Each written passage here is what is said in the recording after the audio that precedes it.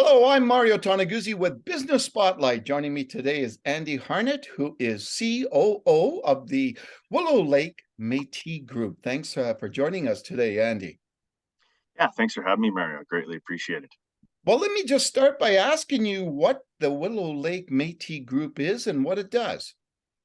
So Willow Lake Métis Group is a catalyst, a general contractor and a catalyst for the nation to generate revenue to help with initiatives, strive for strategic Indigenous industry partners to, be the contractor of choice in the oil production region through maintenance turnarounds and projects. Okay, how long have you guys been around? So the group's been around essentially for 4 or 5 years here now. I just started about a year and a half ago. We've brought on some pretty strong partners since then, so it's definitely starting to take shape and growing an awful lot over the last year and a half. Okay, what's the potential out there from the economic point of view? Well, I mean, when you're looking at it right now, it looks like some of the producers, from what I've been seeing, are going to start opening up the purses and starting to spend some money, which is great for us. Not just for us, but for all the contractors within the region and Aboriginally owned companies as well. So hopefully that keeps up here in the near future.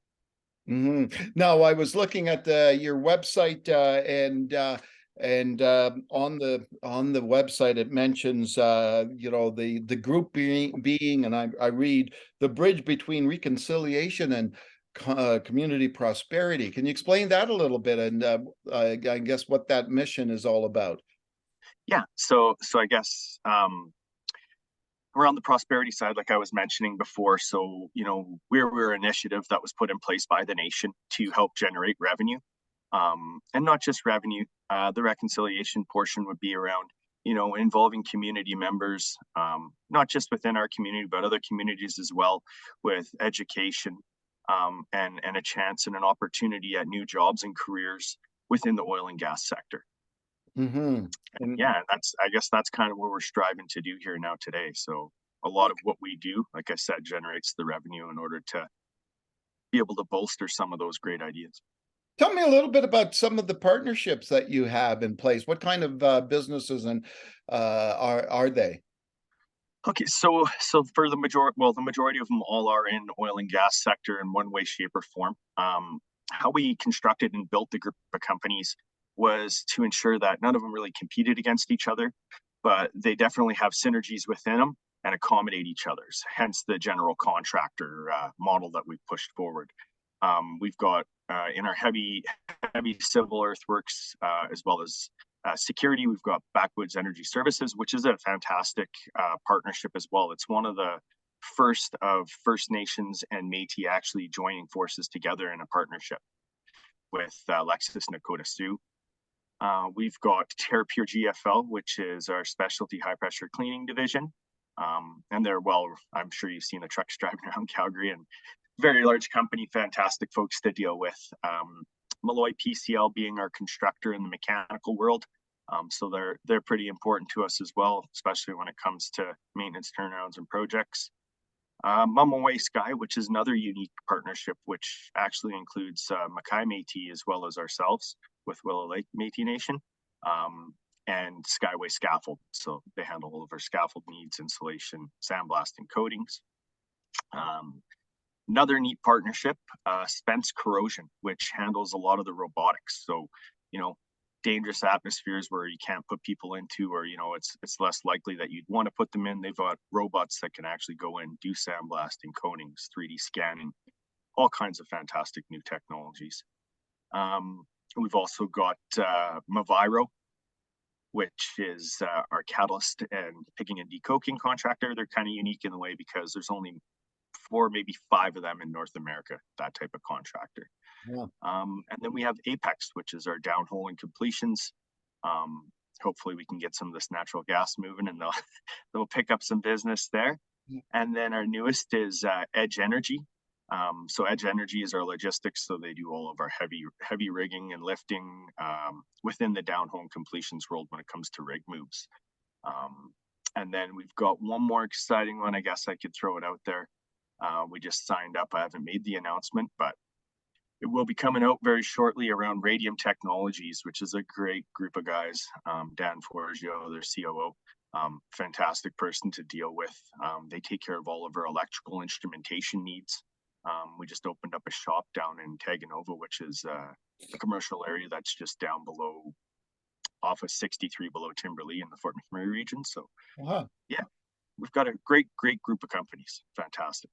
Excellent. Tell me a little bit about Willow Lake itself, the nation. Where is it located? Just anything about that. Yeah, so Willow Lake Métis Nation is actually located in Anzac. It's a small community, I don't know, maybe 60 kilometers southeast of Fort McMurray, was still within the Wood Buffalo region.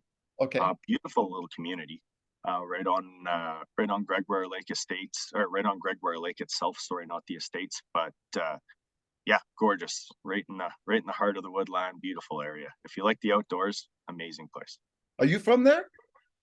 I'm personally not from Anzac, no, but I was born and raised in Fort McMurray in the Wood Buffalo region. Okay. I spent most of my life there, but yeah, it's a gorgeous place. If you're an outdoorsy person, it's beautiful. All right. Tell me a little bit about your background, Andy. How did you get to be where you are now as CEO of the Willow Lake Métis Group? Oh my. So I guess I started my apprenticeship in 95, kind of thrust it in. Well, growing up and eating and breathing in the oil and gas sector in Fort McMurray. Trades were pretty much presented to you at will, which was fantastic for us. So yeah, I started as a gas fitter, steam fitter in 95, and just progressively worked my way up through multiple contractors until I got into some executive roles. And I was lucky enough to be able to land with some pretty great contractors who had some fantastic leadership, and took a chance on a young man who didn't necessarily have a designation behind his name to help grow business and generate revenue. And I'm here today. So yeah, it's fantastic. So what attracted you to this position? So to this position, well, obviously career progression was obviously something I was always looking for, but not the only thing. So the real attraction for me was the fact that instead of going out and doing what I'm doing and growing business and generating revenue for shareholders or larger corporations, not to say that that's a bad thing. Yeah. But when the chance presented itself that I could actually generate revenue and help foster growth within a community that's in an area that I was born and raised in, and many people that I've grew up with lived in, it just appealed to me. So to be able to go and help people grow and provide education and healthcare programs, Wood Buffalo buys an initiative that we're looking at for reclamation for the region, potential cultural center. So all things that I think will have a massive impact on a small little community, just south of where I grew up, with a pile of people that I grew up with. It struck home. So that was the reason why I took the job. So, as you look at the landscape, the business landscape out there, do you think it's easier, for lack of a better word, easier today to forge partnerships from the Indigenous standpoint with businesses than it may have been a few years back? Well, I think if you look at Aboriginal business in general today, it's much more mature than where it has been in the past. I mean, you've got some fantastic young entrepreneurs out there that have got great businesses going for themselves. You've got nations doing the same thing. You look at your Mikisews, you look at your Bouchers, you look at Mackay. Yeah, is it easier? I don't know if it's necessarily easier, but I think that it's more structured and organized and very well put together from a lot of the nations and the young entrepreneurs that are up here. There's a lot of support out there, isn't it, now today for Indigenous business?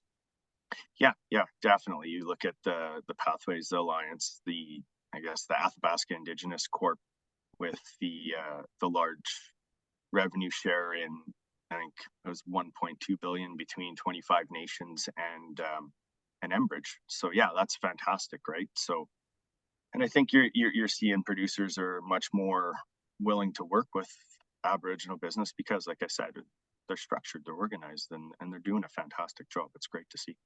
Okay, Andy, is there anything else you'd like to mention that I didn't ask you? Not that I can think of. I mean, I appreciate you taking the time to sit down with me to get our brand out there. All right. Yeah, that's great. It's great And meeting. what about people if they want more information about what you do, what the group does? How do they reach out to you? Yeah, so they can reach out to us through our website, so Willow Lake Métis Nation, as well as the Willow Lake Métis Group of companies. All of our contacts are on there, especially for folks that may be looking for work within the region that are coming from, different nations within it. We've got a recruitment officer, Rihanna, who just started about 8 months ago. She's doing a great job with recruitment, and there's many jobs online. So, yeah, I would urge people to go on there if you're looking to get into the oil and gas sector. There's multiple job openings. All right, wonderful. Thank you, Andy, for joining us today. Yeah, well, thank you very much for having me, Mario. I greatly appreciate it. All right, that was Andy Harnett, who is COO of the Willow Lake Métis Group. I'm Mario Toneguzzi with Business Spotlight. Thanks for joining us today.